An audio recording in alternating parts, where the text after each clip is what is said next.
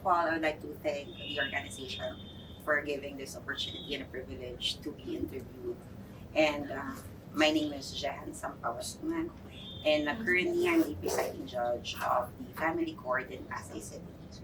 So prior to being a family court judge, I started, when I passed the bar in 2005, I immediately joined the government and became a litigation lawyer for the Department of Agrarian Reform, where I handle the cases of the agrarian and farm beneficiaries.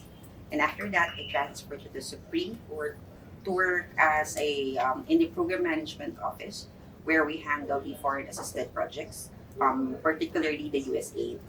And then when I was in the Supreme Court, that was when I realized that I wanted to become a judge, because when I was in the Supreme Court, I saw the justices during the in-bank session, and they would be doing the sessions, and I would um, go and look at them. And then a friend suggested, if you really wanted to become like one of them, I think, don't you think you should start working or moving towards that area? So that was the time that I resigned and tried applying as a public defender.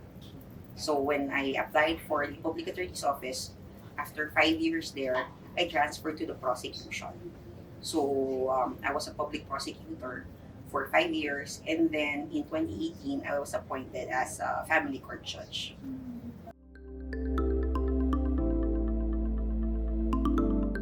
I think for me as a setback, I think would be the religion.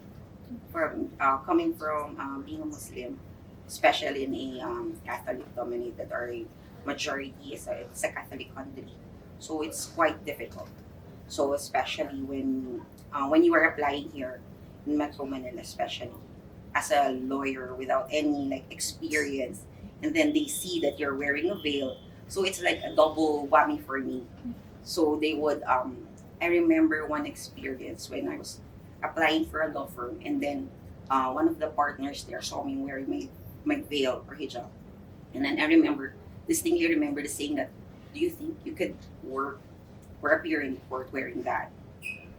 Okay, so it was like actual path, because if I was accepted there, probably I wouldn't have been appointed as a judge. So the path going to becoming a judge, actually, the rejection helped me, because it made me, I was not accepted in private practice, so I joined a government service. I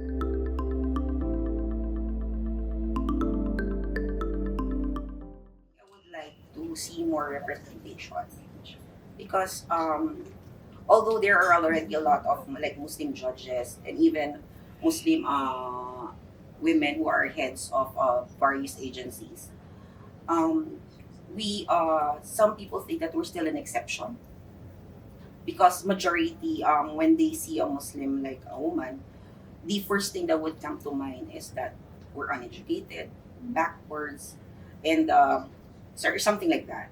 So when they see you, example for me, when someone see me, you're not like the other Muslims that I know. So there's already like that bias when they see you. So you're like an exception to them. What I want is not for us to be seen not as an exception, but to be the norm.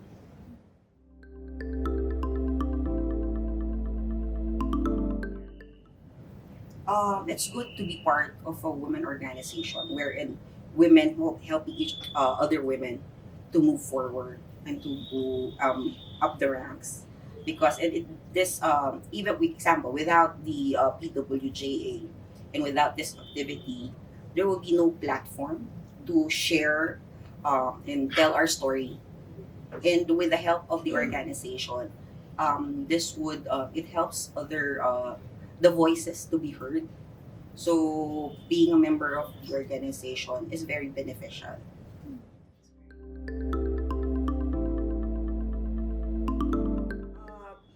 We were chosen. We were the first batch of her story, and I actually was surprised to be like chosen by the organizers, because I didn't think that there's nothing special that would make me. I mean, to be included, because during that time the first one were the justices, like Justice Selma earlier, and then so I don't think I had like anything special to to. I mean, I don't have anything special that it questions why I was chosen to be part of the Her Story.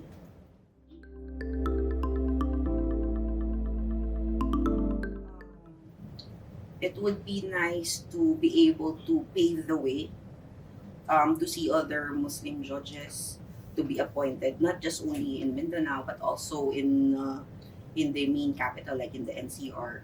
Because currently here in Metro Manila, I am the only Muslim female judge. So hopefully there'll be more of us. And right now, there's one Court of Appeal Justice, Justice Umpa. She's also the first Muslim woman justice. Okay, so we're getting there, and hopefully there'll be more of us.